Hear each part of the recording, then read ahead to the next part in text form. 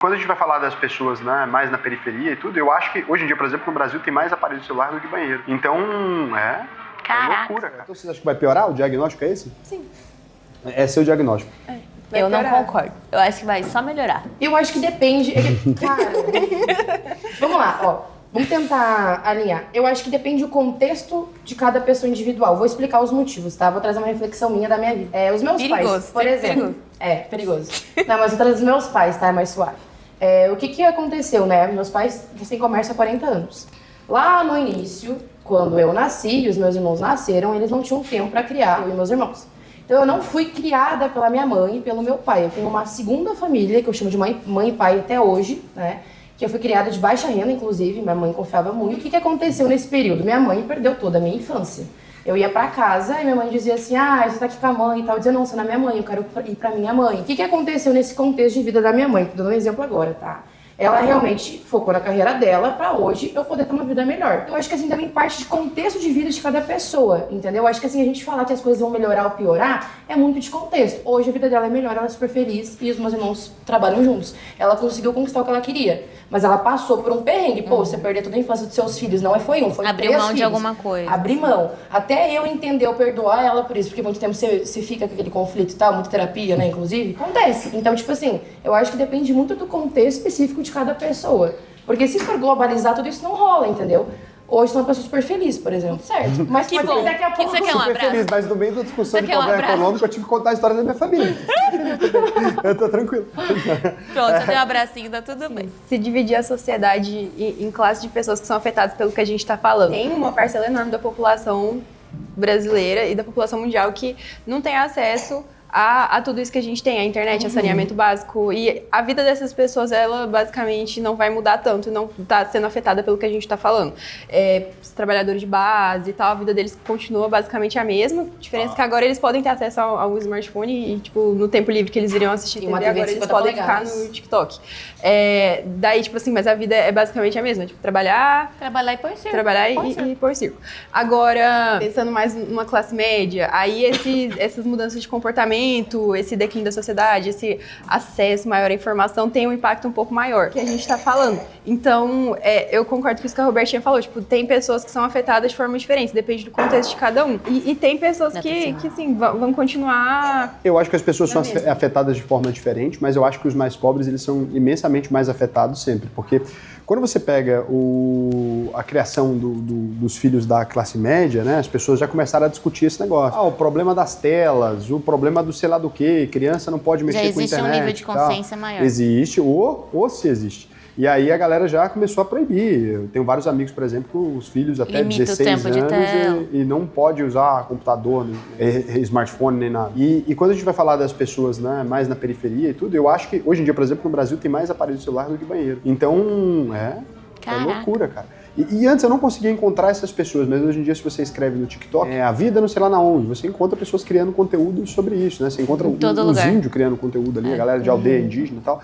criando bastante conteúdo. Inclusive esse conteúdo é muito massa. É muito engraçado. Onde deveria ter pouquíssimo acesso. E a galera zoando, né? O preconceito que tem com as tribos e tudo, mas você vê que a pessoa realmente mora numa tribo ali, muitas vezes, e tá com o smartphone. Então, eu acho que atingiu todo mundo ao mesmo tempo. E alguns países já começaram a se preocupar com isso e colocou, tipo, limite de idade, reconhecimento facial, né? Pra procurar dados de envelhecimento, que a gente já consegue fazer isso, pra liberar a tela ali por X horas, como, por exemplo, a China tem restrição. Na China tem muita restrição. Tem restrição de quantas horas por dia, ou quantos minutos por dia, e o conteúdo é totalmente diferente, né? Porque tem uma restrição também do tipo de conteúdo que mostra para cada faixa etária de idade, para cada recorte populacional. E agora começou a mercantilização desse tipo de conteúdo, então nem é conteúdo mais, né? Virou um shopping agora, porque você vai assistir os vídeos e as pessoas falam, testei tal produto, e aí é só para vender os produtos, né? Virou tipo uma Amazon do Satanás, né? Porque é uma Amazon que vem com a criação de conteúdo já direto, que parece que é conteúdo, mas na verdade é tudo para te vender coisa. Conteúdo bem feito, com bons ganchos, Eu que é tive pra te prender mesmo. Uma fase difícil, gente. Eu tive que parar de seguir várias blogueiras, porque eu tava comprando demais. Aí eu, vamos Quem não passou por essa fase? Você acha que ela realmente comprou uma coisa legal e não, eu já sabia que era mentira, mas eu queria mesmo assim, não, eu vou testar. Mas todo mundo acredita na propaganda mesmo quando sabe que é mentira. Tipo, não tem como, porque a propaganda, ela é... A Shopee que o diga. Quando você é exposto à propaganda o tempo todo, você não sabe mais separar o que é propaganda do que não é. Na sociedade é muito difícil separar o que é propaganda do que não é. Não a gente entra no isso. problema do consumo absurdo também, né? Da gente comprar coisas que a gente não precisa. Mas então o que a gente tá fazendo aqui, a gente vai girar, cada episódio aqui gira um monte de consumo também. A pessoa tá assistindo esse vídeo aqui, aí tem uns anúncios aparecendo. Daí a pessoa vai comprar coisas. Então tudo é anúncio. Sem querer, vira anúncio também, é tudo propaganda. Então se a gente está falando do ponto de vista crítico sobre o consumo para vender coisa. Precisa fazer agora um anúncio do nosso programa. Mas esse é um anúncio do bem. Inclusive, eu Não é vou do ver bem. escola. No meio do caminho vai ter um monte de anúncio que a gente nem sabe do que é. É que, tipo, do lado tem os banners aqui, tem um monte de coisa. Sabe aquele episódio? Tem um episódio do Black Mirror muito bom que o pessoal tem que ficar fazendo bicicletinha para gerar energia dentro do 1.000 lugar. milhões Né? de méritos. Muito 100 bom milhões esse. de méritos. É isso. Inclusive é roubado do episódio do Twilight Zone, fiquei sabendo disso. E aí, que é uma série de 1956, copiado. Mas, assim, quase vários episódios do Black Mirror é roubado, assim, na cara É do uma outro. releitura. A releitura é o caralho. É tipo o Príncipe. É a releitura do Príncipe, do Maquiavel. Meteu essa. Você entendeu? Meteu essa do absoluto nada. Ela tá... Robertinha, você tá bem? Ela tá na Disney. Ela toma antibiótico, gente. A Ela gente tá pode assim, criar uma vinheta. Comentários aleatórios com Robertinha. do nada meteu um Maquiavel.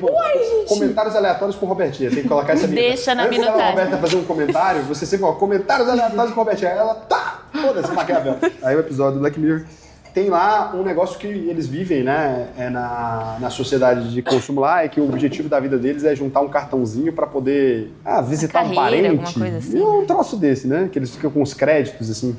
Você vai juntando crédito pra você fazer as coisas. Pra você comprar alimento na maquinazinha, eu também não lembro, tem muito tempo que eu assisti. Mas é pra você conseguir fazer as coisas. Tem Isso. que ficar pedalando e É a assistindo. moeda. E aí eles vivem assistindo coisa que E no quarto deles a parede é toda de toda LED. de LED pra você ver propaganda. loucura. E É mesmo basicamente quando nossa você vida. não quer. É uma TV no quarto, uma TV na sala, uma na Mas é a nossa vida. É isso. A E o gente, celular na a gente tá na TV constantemente. Passa 30% do seu tempo no computador. celular e os outros no computador. Então, se tivesse que filmar a sua vida e passar em time-lapse, a gente ia ser. Ai, que depressão.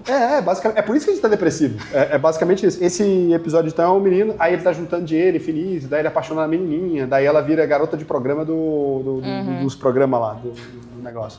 É um programa de menina fazendo Até no futuro tem essa profissão aí, né? Ela entra lá no É a OnlyFans. mais antiga. É a gestora Não, de essa projetos. sempre vai ter, não tem como. Essa é a profissão mais antiga do mundo. E será que é a Mais mais bem antiga paga. mesmo? Não é Eu mais acho que antiga. é a mais antiga. Não, primeiro alguém teve que ter alguma profissão para poder trocar por essa. Então alguém Podia tem trocar, que ter. mas alguém... pode uma moeda de troca diferente, por esse alimento, sei lá. Então, mas aí a primeira profissão é o cara que busca alimento. Tem que ser, não tem como. Ou Caçador. É o agricultor. Acho que a primeira profissão do mundo é coletor. Que é sobreviver. Pega maçã no pé. Então, tá lá, ele tem que juntar o dinheirinho, tarará, a vida inteira dele, e aí ele começa a criticar o sistema lá. Aí eles dão um programa pra ele, que é um programa para as pessoas assistirem, que é ele criticando o sistema que eles estão. Meu Deus. E aí é engraçado porque acontece exatamente isso. Ele vira parte do sistema. Então, mas é exatamente isso que é a internet. Tipo assim, o YouTube... É a metalinguagem. O YouTube, ele monetiza canais comunistas falando sobre o fim do capitalismo. É porque o capitalismo não tá nem aí. Então é muito bom, porque assim, o cara fala, nossa, eu tô aqui agora, eu vou criticar o capitalismo e o capitalismo vai ficar puto. Não, ele vai vender camisetinha e bottom e livro. E aí ele fala, o cara dá um link. E eu não sei, porque não tem como, na verdade. Você não tem como sair. Compre aqui uma essa espiral da camiseta morte. criticando o capitalismo. O cara vai falar assim, olha, porra, o capitalismo tá acabando com tudo, entra aqui, inclusive, no meu Patreon, e coloca lá. Aí o Patreon recolhe 20% do dinheiro dele. E aí o Patreon é uma empresa gigantesca, é uma multinacional que recolhe o dinheiro da galera, né? Ou o cara tem um link da Amazon, cara, com os livros do comunismo. Aí eu fico assim, caralho, o mundo simplesmente não se importa. Não tem nada que você vai fazer que vai...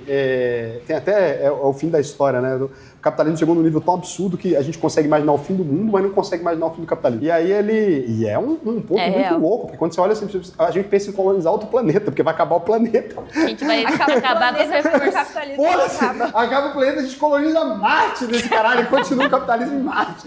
A gente vê que é o último voo da nave espacial vai sair do planeta. Bota a Katy Perry no foguete. Eu acho isso muito doido, assim, porque eu gosto do capitalismo, eu sou um grande entusiasta do capitalismo. Eu quero mais é que o mundo acabe mesmo pra gente vender nave espacial. E se você já tá ganhando uma grana acima de R$4.500 por mês e quer aprender a investir, o que eu vou te recomendar? Acesse aí alvp.com.br, clica aqui no botão Faça a sua análise de perfil, preenche o questionário até o final. Se você for aprovado, né, aqui para participar da UVP, você vai assistir suas aulas comigo, que para mim vai ser um prazer te ensinar a investir no Brasil e no mundo inteiro. Só se você ganha mais de R$4.500 por mês. Se você ganha menos, não adianta. Por quê? Porque a UVP te dá acesso a uma plataforma exclusiva de investimentos, né, com investimentos que só são oferecidos para clientes que têm mais de R$10 milhões.